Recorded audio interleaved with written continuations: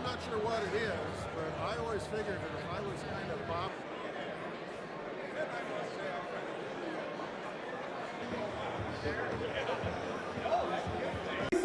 He says for freedom before he pushes it, but I don't think they know we're here yet, so let's knock on their door a little bit, okay? When you hear me say for freedom, I want to hear our freedom. You guys ready? For freedom! For freedom! For freedom! Thank you. Awesome. Thank you for being here today. All right, so before we get started, we're going to give our respects to God, flag, and country first. So with that, I would like to invite and thank Representative Andrews up to lead us in a prayer. Representative Andrews is also known as pastor around here. So Pastor Andrews, if you could. Thank you, sir.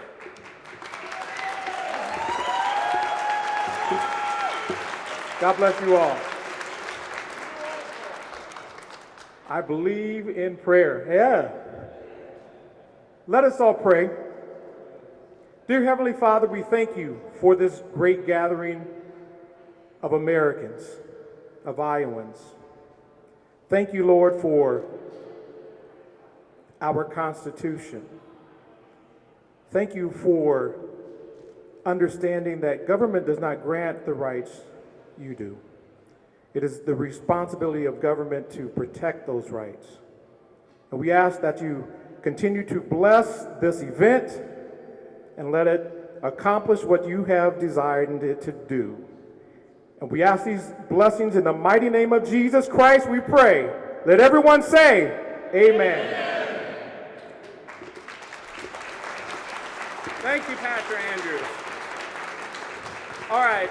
As you guys know, we're a government of the people and for the people, and today I'm proud to be joined by some former veterans and law enforcement officers who happen to be our representatives, both in the Senate and the House, to lead us in the Pledge of Allegiance. So if you could, please stand and pay respects to our nation's flag.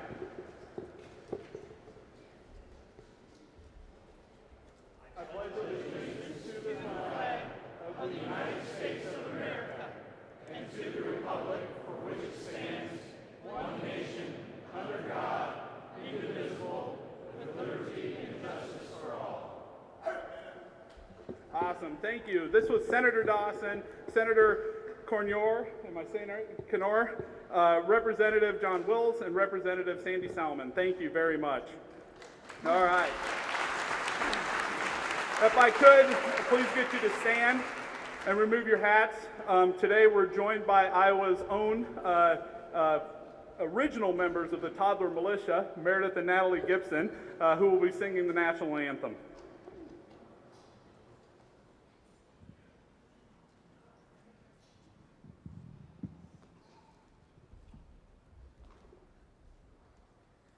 Oh, say, can you see by the dawn's early light what so proudly we hailed at the twilight's last gleaming, whose bright stripes and bright stars through the perilous fight o'er the ramparts we watched were so gallantly streaming, and the rocket's red glare, the bombs bursting in air, gave proof through the night that our flag was still there.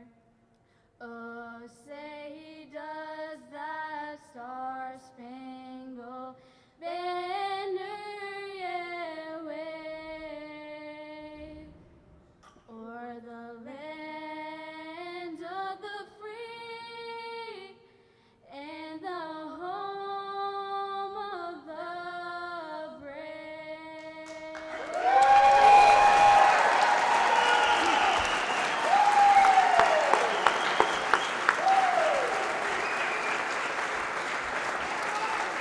Thank you, Meredith and Natalie. Thank you.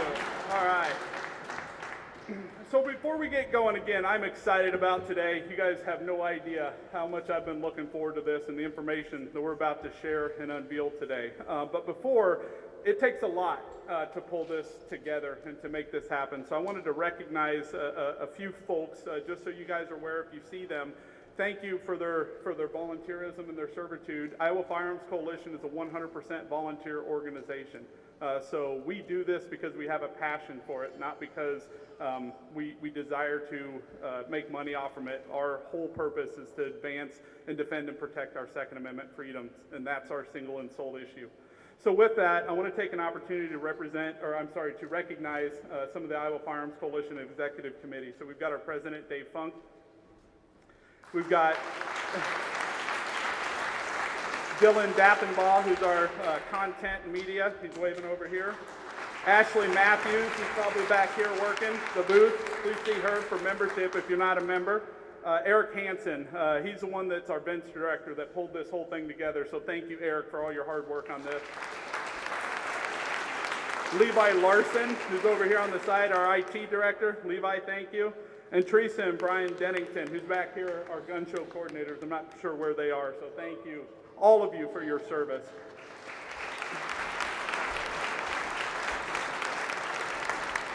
We've also got a few IFC board members in the crowd that I do want to recognize. So first thing, Mr. Richard Rogers. I don't know where he's at. Sheriff Warren Wethington. Sheriff Wethington, back here. Thank you, Sheriff Wethington. And John Reed right here in front. Now, as you guys know, Iowa Carry has been around for a while, but most people don't know, Iowa Firearms Coalition has been around for a while. Most people don't know that we were formerly Iowa Carry that started back in 2006 when the sole purpose was to get us from may issue to shall issue. And we've got a couple of Heritage Board members in here, founding members, Dwayne Brown and Roger Burdett. I don't know where those folks are at, but thank you for being here today. And then finally, we do have an NRA board member with us, and former Representative Chloe Bodler. Thank you, Chloe. All right. So without further ado, I'm going to ask our president, please join me in welcoming President Dave Funk to the stage.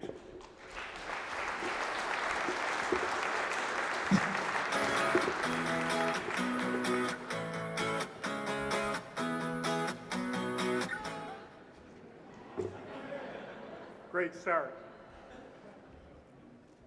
I'm proud to stand before you here today.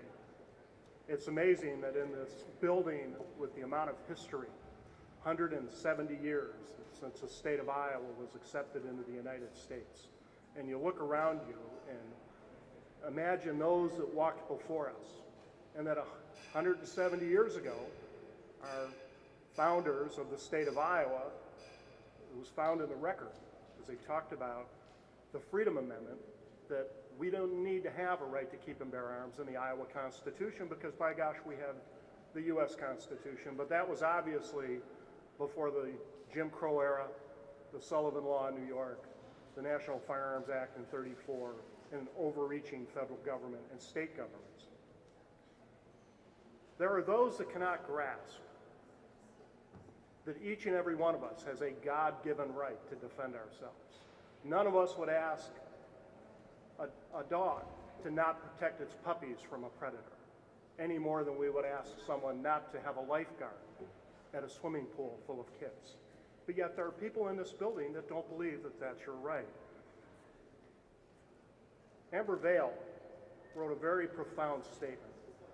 Before you argue with someone, ask yourself, is that person mentally mature enough to grasp the concept of a different perspective? Because if not, there's absolutely no point. And those of you that have known me for a while know that my favorite author is Thomas Sowell, possibly the most brilliant mind of our generation. And Dr. Sowell said, people convinced of their own superior wisdom and virtue have no time to spare for what other people want, whether in housing or in healthcare or a whole range of other things. America's founding is unique in world history. In America, we have economic freedom. We create wealth And we've created the wealthiest nation in the world by serving other people, not from stealing from other people. We don't have to have castles to defend our fiefdoms because we're all citizens. We're not individual sovereign, we're individual sovereigns over ourselves. We don't answer to a queen or a king or a feudal lord. We were founded on the principles of economic freedom, personal responsibility, and self-governance. Let's not argue with idiots, but ensure that those who are capable of grasping the concepts of our founding understand the importance of preserving the bedrock principles of freedom, and that your willingness here today to come here and stand here with us, and your willingness to go upstairs when we are finished and meet with your representatives and remind them that they represent us. They don't rule over us. Be polite, be professional, and never stop defending your freedoms, every single one of your God-given freedoms. It's my pleasure now to introduce my friend. Some of you may have bought a thing or two from him, a little company over in Brownell and Montezuma called Brownell, which has become the powerhouse firearms parts supplier in America. Ladies and gentlemen, former president of the NRA Board Member, my friend, great American, Pete Brownell. Hey, how you guys doing out there, Second Amendment supporters? Great to see you, great to be here under this dome, focusing on our freedoms and our liberties. I see many of you guys out here exercising your First and your Second Amendment rights peacefully and respectfully. That is awesome to see. That's very awesome to see, especially in today's world, that once again we are representing the Second Amendment exceptionally well. Thank you very much. You know, we have a lot to be thankful for as Iowans. We have many freedoms that you guys have fought for. With the help of the senators and representatives up here, we've gained a lot in the last couple of years. Bit by bit, every day, we've gained freedom in Iowa. I want to thank you for doing that. I want to thank the representatives we're going to talk to later on today. We thank them as well for their efforts and the freedoms that we have won over the last couple of years. It's great progress. We're, as a national stage, and Clell will represent against this as well if you ask him, Iowa is an example of what Second Amendment freedom should be in many other states. You guys have done an excellent job as Iowans, making sure that every day we are a freer Second Amendment, exercising a Second Amendment in almost every other state. Great work, and we have more work to do. But we've got to remain vigilant, people, and aware of the efforts that are trying to erode our rights as individuals, both here in Iowa and across the nation. You know, right now, and here's a statistic, and you may know this, we're one of 6 states that does not have the right to individually own a firearm in our Constitution. I found that a shock. California has it, Illinois has it. You'd think that we would have it. We don't. And our efforts over the last 3 years has brought something to us where we can exercise that right and have that right guaranteed for us day in and day out, regardless of what happens there in D.C. Sometimes I go a little off the rails over there, and it's our job as Iowans, far away from that environment, to make sure that we stay true to the founding principles of our nation, of our republic. And this is one way to do it. You know, our state legislators, with Firearms Coalition, they've advanced the Freedom Amendment, which would reinforce our Second Amendment individual rights to own a firearm. And hopefully, this is a rare occurrence, people, where we get a vote on a constitutional amendment. So it's a lot of work to get to this point, and it's a lot of work we've got to do to get the rest of the Iowans to understand what this means to them. Let me read this to you. It's really quite simple what this language is. And I think you'll all recognize this and agree with this, but there's some very important words in here. The right of the individual to keep and bear arms shall not be infringed. The sovereign state of Iowa affirms and recognizes this right to be a fundamental individual right, and all restrictions of this right shall be subject to strict scrutiny. Every word is incredibly important. Every phrase is incredibly important. And I want to focus on one phrase, strict scrutiny. It sets a high standard of freedom for all Iowans, regardless of who you are, of where you live, or what your economic standing is. You have this freedom. It's a high standard. No jury, no judge, no jurisdiction can dilute your individual right to own a firearm. No matter where you are, no matter who you are, no matter how much money you have in your pocket, this is a high standard. That is a very important phrase. Every one of us as Iowans deserves the right to own a firearm, and we can't have any of these other jurisdictions dilute that from us. Let's fight hard to make sure that stays in as it is, and let's fight hard that Iowans understand what that means to them.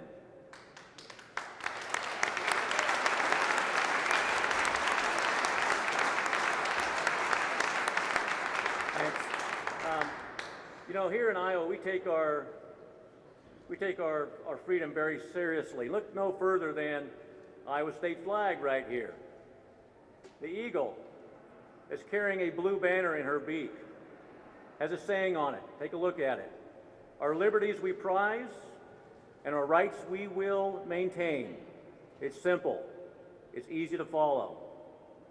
Well, in 2022, the people of Iowa will have a chance to vote the Freedom Amendment into our Constitution, guaranteeing it stays the law of the land. There is no greater way to live our state motto, our liberties we prize and our rights we will maintain, than to vote yes for this Freedom Amendment, and all Iowans need to understand that. So, stay active. You've done some great work. We need to double down this next year. Write those letters, attend your legislative meetings, talk to your legislators, your representatives, your neighbors. Go to some of the events that are going to be held as presidential season starts tomorrow. And we meet every one of those individuals out there in the field. Make sure they understand that Iowans are serious about their Second Amendment rights and that we want this Second Amendment to be the law of the land for Iowans no matter what happens in D.C. And join the Iowa Firearms Coalition, right? Thank you, guys. Let's have a great day.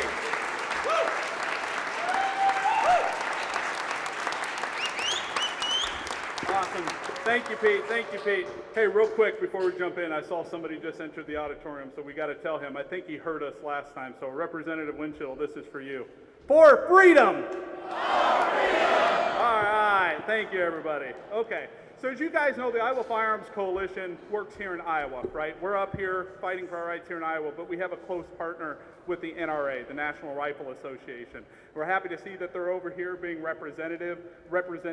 They also help us here locally tremendously. We have a state director that continues to come down here and help us craft good bills that will withstand, other political pressure, challenges in the court systems and things like that. So we're very lucky.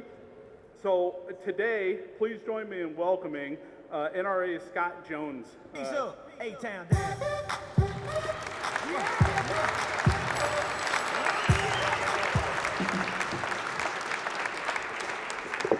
Thank you. That song was fantastic. Very, very fitting.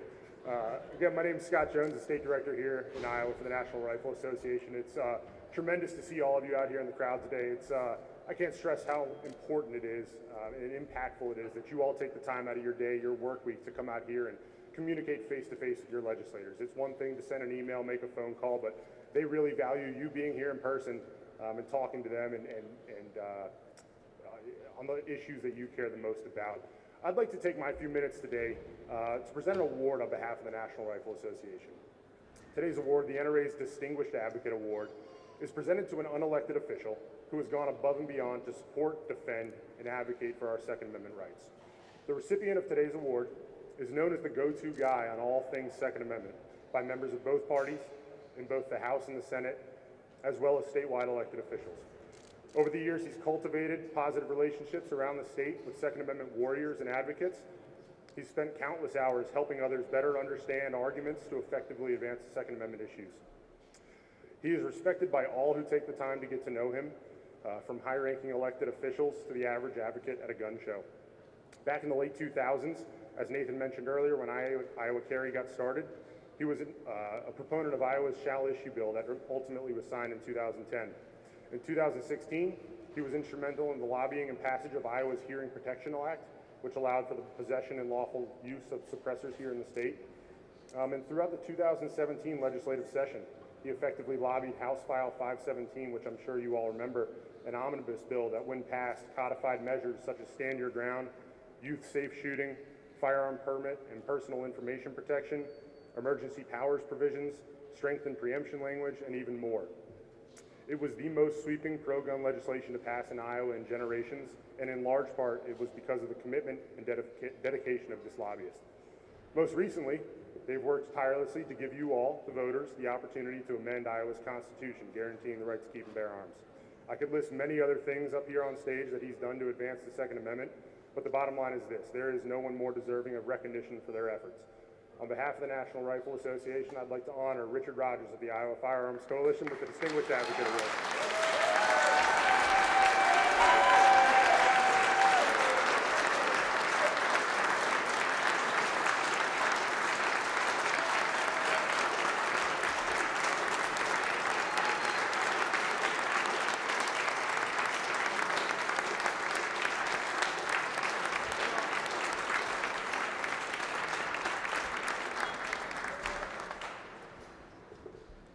Thank you, Scott. I can attest, no one's more deserving. Richard is up here day in and day out, again, volunteering, fighting for our behalf on Second Amendment virtues up here, driving things. So, Richard, thank you for your service.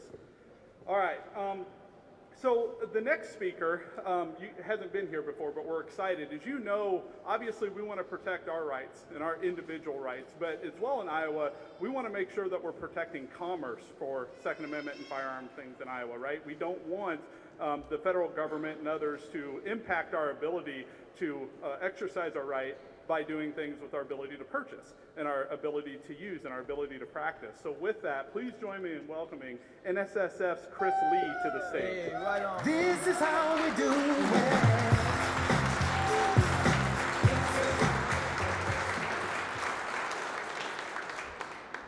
Good afternoon. It's great to be with you all today.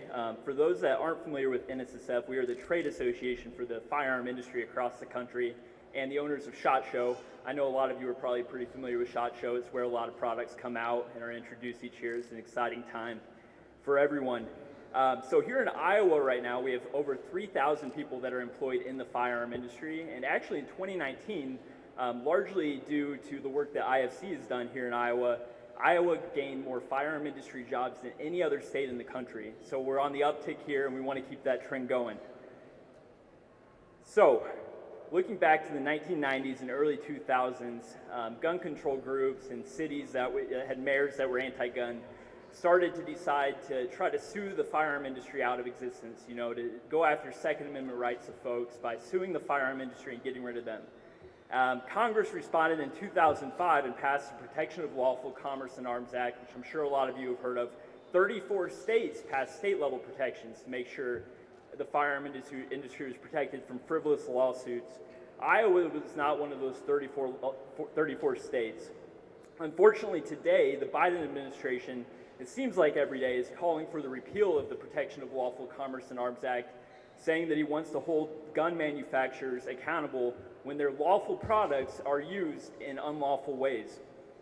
Because of that, we're working here in Iowa to pass bills in the House and Senate that would add state-level protections to Iowa law so that the firearm industry here is protected and can continue to grow. To give you an example of what could happen here if we don't pass these laws, all we have to do is look to a recent case out of Canada from a week ago. In Canada, a judge ruled last week that Smith & Wesson could be sued for not adding smart gun technologies to a gun that was stolen by a criminal and then used in a murder. They're trying to hold Smith & Wesson accountable for that. And that would happen here if President Biden was successful in doing away with the PLCAA and if we don't have these state-level protections on the books. So I appreciate Senator Schultz for his leadership on the Senate side on this issue and Representative Holt for his leadership on the House side. And I appreciate all of you for being here today. This is huge. This is great. Really appreciate IFC for giving me the opportunity to speak and for all they do here in Iowa. Thank you all.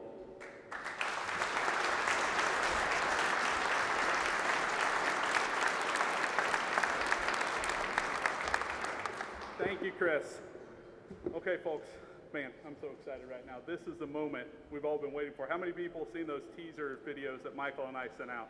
Okay, you guys have no idea how excited I am about this. So, without further ado, please join me in welcoming Representative Steve Holt and Senator Dan Dawson to the stage.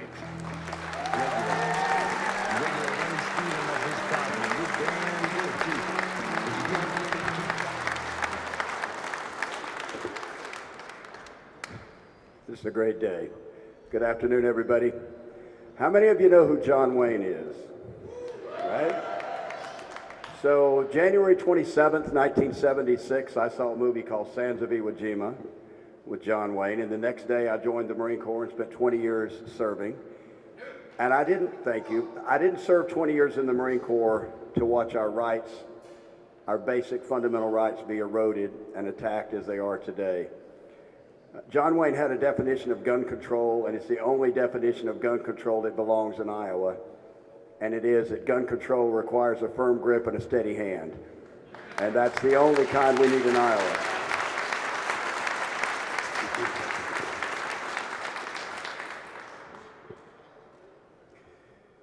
So, the best day of the legislative session, in my opinion, is Second Amendment Day here at the Capitol. So thank you all for being here.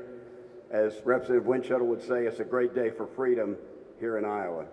We have made remarkable progress in defense of the Second Amendment in Iowa in the last few years. Republicans have worked hard to make the Second Amendment great again in Iowa. We have strengthened Stand Your Ground. We have removed the arbitrary age limit for parents to be able to teach their children about firearms. And we have lengthened the permit to carry renewal to 5 years. We have strengthened preemption, and we have put teeth behind the law to prevent a patchwork of different ordinances that would have made it impossible to exercise our Second Amendment rights. We ensured gun stores and the Second Amendment could not be attacked during times of emergency. We created preemption measures last year to protect gun ranges from being targeted.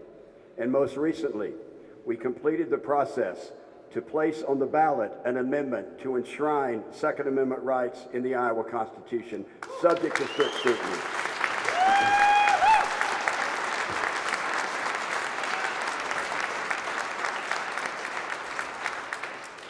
As a few other speakers have alluded to, during this session, we took note of the fact that during the election, Joe Biden and Kamala Harris stated that the firearms industry is the enemy and that they intend to try and end federal protections that prevent frivolous lawsuits intended to put firearms and ammunition manufacturers out of business. Therefore, we are moving legislation in Iowa to protect those firearm and ammunition manufacturers, along with sellers and dealers, from frivolous lawsuits intended to put them out of business. My fellow patriots, we will not tolerate backdoor assaults to attack the Second Amendment in the state of Iowa.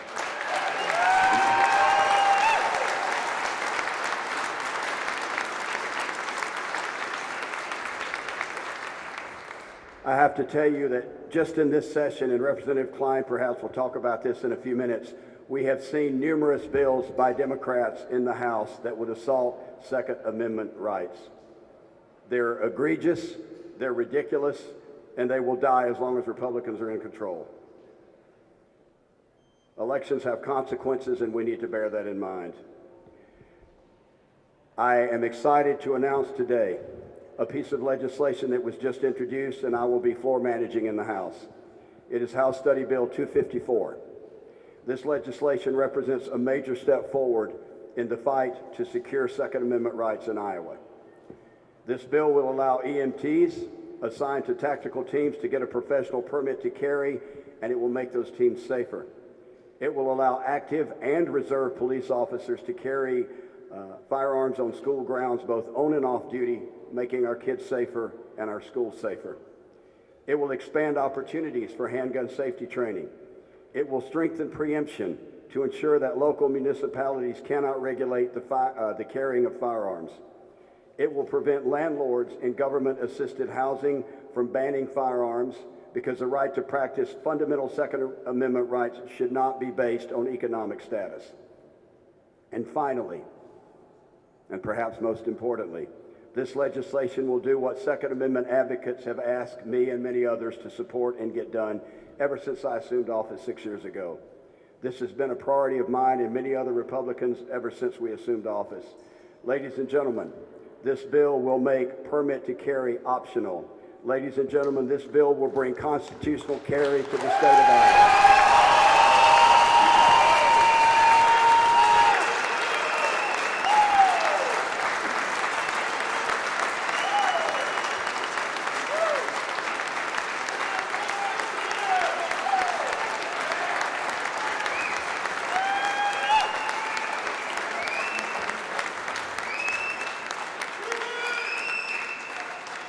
Folks, we did not get everything we wanted in this bill, and we never do.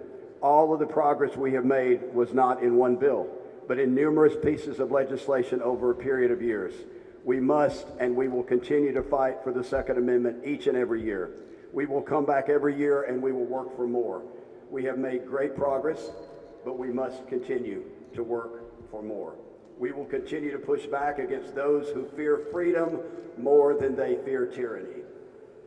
Thank you to House Majority Leader Matt Winchell, a fearless advocate for the Second Amendment, to Senator Dawson and those Republicans in the Senate that feel so strongly for the Second Amendment. Thank you to Speaker of the House, Pat Grassley, for supporting our efforts and for helping us advance so many pieces of legislation important to the patriots that are gathered here today. Thank you to Richard Rogers. Thank you to Michael Ware with the Iowa Firearms Coalition, to Nathan Gibson with the National Rifle Association. Thank you all for being here. We need your support. Thank you for fighting for the Second Amendment, and I am truly excited that this year we may finally bring constitutional carry to the state of Iowa. Thank you.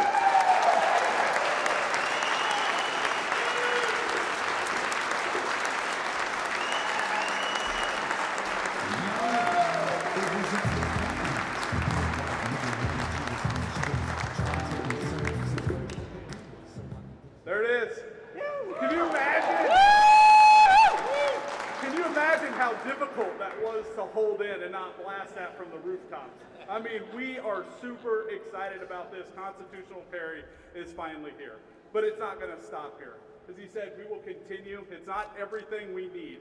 One of the things, though, that he mentioned in his, Representative Holt mentioned, is elections have consequences. And this year, you guys showed up. Your voices were heard, and we were able to maintain a gun-friendly majority in both the House and the Senate. But it's important for you to understand what will happen if we lose that majority.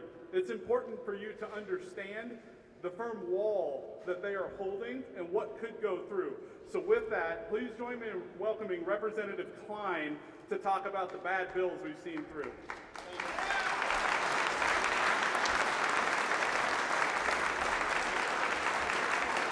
Thank you. You know, it's always hard following the Marines, but I'm going to do my best as a farmer from Southeast Iowa. One of my roles as public safety chair is to ensure that not only good bills like Representative Holt talked about get done in advance and get all the way through and to become law, but it's also to make sure the bad bills never see the light of day. So last week I was asked to dig into my drawers and see if I could pull out some of the doozies. Now I'm going to walk through a couple of these, and if you want to boo, I understand. Just, I hope it's not at me, and I hope it's at some of these ideas that are absolutely awful. So I pulled these out of my drawer this morning, and I'm going to read a little bit about them, and then at the end of this, I'm going to go put them in my drawer again, and I guarantee they will not see the light of day again as long as I'm here and we have them in the drawer.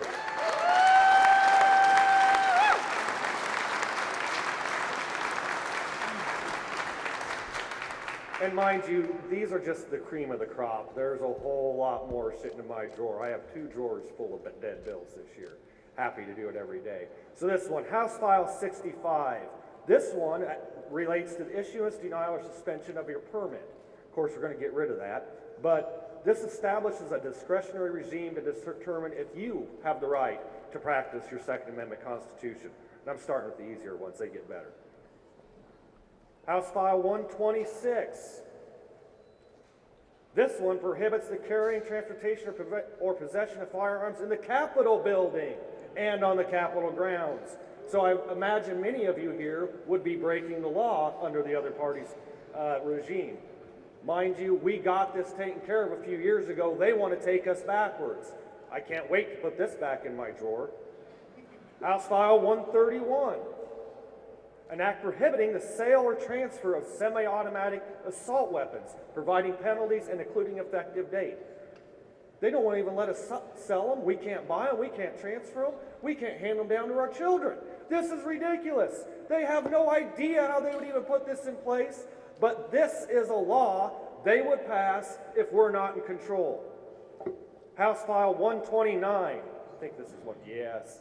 We're going to prohibit the sale, transfer, or possession of large capacity ammunition feeding devices. If you have anything that has more than 10 rounds in it, you're going to be breaking the law if they have their way. And I disagree with that because I, like you, probably have many of these magazines with those higher capacities. These are just a taste of the bills that will never see the light of day as long as I'm chair of the Public Safety Committee and Representative Winchittle is Majority Leader and Steve Holt is Chairman of the Judiciary. These bills will never move. I can promise you that, and as long as we have your continued support, we will get that done. Thank you very much for having us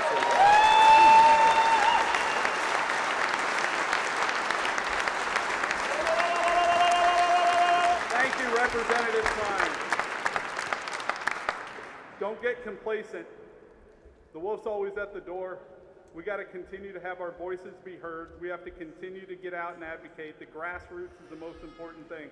Your voice, your vote, and your ability to continue to fight, stand and fight for our way of life is important because it's ever present. You saw that, and you know that's just a little bit of it. So we ask you to continue to get out there, to continue to have your voices heard, continue to support them. Show up at the town halls that they have on the weekends. Speak on behalf of them and on behalf of what you believe in, that they're standing up for you. Because I've been at plenty of them.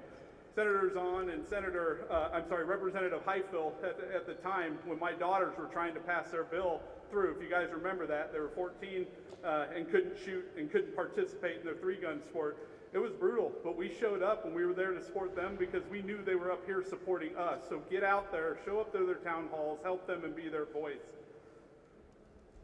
All right, so with that, we have a whole host of legislators here that I think continue to fight on your behalf, and I just want to open up this mic for them to come and address you, to talk to you about what they're doing and what they're seeing and what their vision are and some of the things they need from you. So with that, anyone who wants to come up and speak, the mic is open now. Please come up and talk with the group. I'm sure there's somebody here. All right.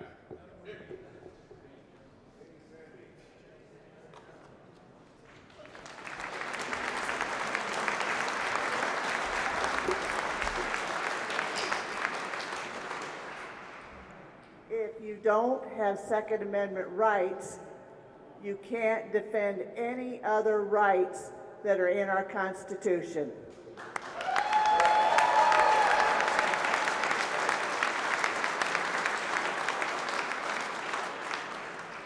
If you can't defend yourself, you cannot live. So in our Declaration, it says we have the right to life, liberty, and the pursuit of happiness. So if you can't defend that life, you can't live. The Second Amendment is absolutely crucial to every other right we have. Thank you. God bless you. God bless your support for the Second Amendment.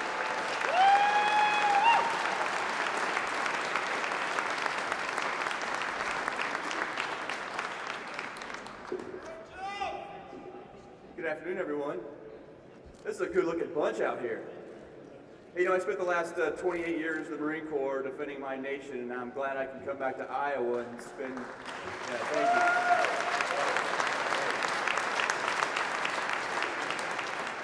you. So glad that I can, so happy and so proud that I can now come back to Iowa and look out for Iowans and protect your rights. So, thank you so much. Thank you for being here, and have a good day.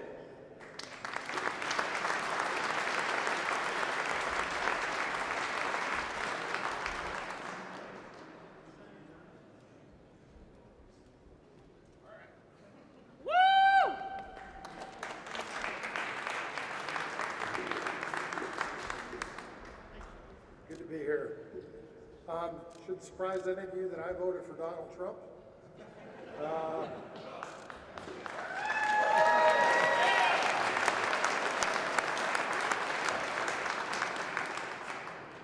We never had anything to worry about when he was president, did we? Nope. But where are we now? With Joe Biden, a Democrat Senate, and a Democrat Congress, what's the first thing that they went for? What was one of the first things on their agenda? Was to attack gun rights. And we have H.R. 127, and if they pass that, it will lead to the taking away of Second Amendment rights and fines and penalties and just the whole way they want to take away your Second Amendment right to defend yourself, defend your freedom, defend your families, and stand up. As Sandy said, the Second Amendment is indispensable to the Constitution. The whole purpose of the Constitution was to address tyranny in government. And here we are today. And the question we have to ask ourselves, and the whole reason your organization exists, is what are we going to do when that day comes? Because the day is here now. And we have that responsibility. You were given the Second Amendment by the people who shed blood and went before you and fought on battlefields in the United States and abroad. But now your day's here. And many of the people in this room, you have children, you have grandchildren. We have to look them in the eye and embrace our responsibility to make sure that they enjoy the Second Amendment right to keep and bear arms. That's our shared responsibility. And now with an organization like this, you're going to have to get engaged in a level you've never known before. On a grassroots level, you're going to have to apply pressure. I guarantee you are going to see red flag laws where there's no due process, where your gun or guns can be taken away from you with a mere accusation and have the police department show up an hour later and say, we're taking your guns. That ought not be so. Should it? No. The whole reason this organization exists is to address moments like this and to take a stand. If we do not stand up for our boundaries, we are inviting tyranny. Our boundaries are being assaulted like never before. I can assure you that if I am elected as your United States Senator, my answer to gun control would be no, no, hell no.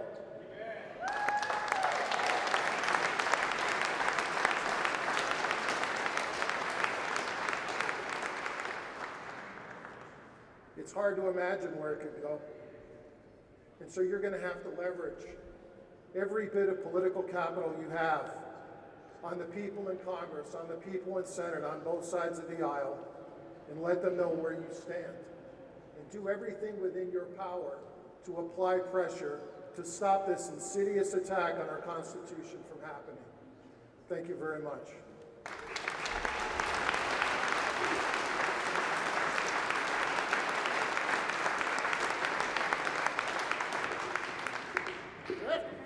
I'm Representative Dean Fisher, and I want you to know that we're not stopping here. We're going to keep fighting for you. You know, our Second Amendment rights have been under attack for many years, and so too has our right to hunt, fish, and trap been under attack by the PETA and all those other groups.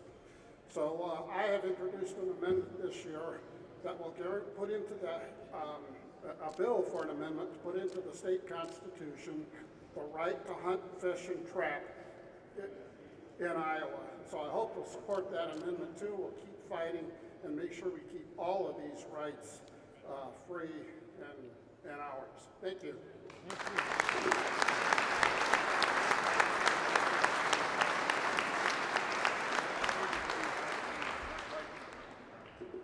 All right, well, thank you very much. Okay, guys, this is where the rubber meets the road. So what we're gonna do, we're gonna break from here. If you guys see up above you, this is where our House and Senate chambers are on each side. And they have these pink slips where you can call out your senator or your representative and you can talk to them, okay? Now, if you don't know who that is, that's fine. Meredith and Natalie will be stationed up there. My daughters, the Brownell's jerseys back there, you can see them. They had many years experience doing this, so they're quite versed at it, and they can help you figure out who it is. But our job and the reason we're here today is to pull them out and is to talk to them. And guess what? We get to talk to them about constitutional carry this year. I still can't get it through. It's awesome. All right. So before we break, we're going to do a couple things. One, we need to picture y'all because you're all awesome, and we got to get a picture of this because no one's going to, believe it. When Moms Demand Action comes up, it's like 5 or 6 people with strollers. This is amazing. So we want a picture of this. We want to memorialize it. So what we're going to do after we break here, we're going to have everyone kind of come this way if we can. I understand if you want to social distance, you don't want to participate, it's all right. But we've got members of the Brownell's photo crew who's going to be up here up top by the Iowa State Patrol folks up here. It's going to sit right in the middle of them and take a picture of us from down here. If you remember last year we did on the stairs, we were cramped in. We didn't want to do that, so we're going to try and take it here. So, but before we do that, I wanted to tell you that we got a handout on the new bill. It's back here at the table. You can grab it. We've got question marks for the actual bill number because we didn't know what it was till this morning. But I can tell you it's House Study Bill 254, HSB 254. So we want to make sure, I'm pretty sure that's what it is. So when you go up there and you pull them out, that's what you want to talk to them about. You finally get to say, I want constitutional carry, and I want you to push this bill, and I want you to vote for this bill. But before we do, I still don't think Representative Winchell, Majority Leader Winchell, heard us. So we're going to do it one more time to make sure he hears us. All right, you ready? For freedom! For freedom! For freedom! For freedom!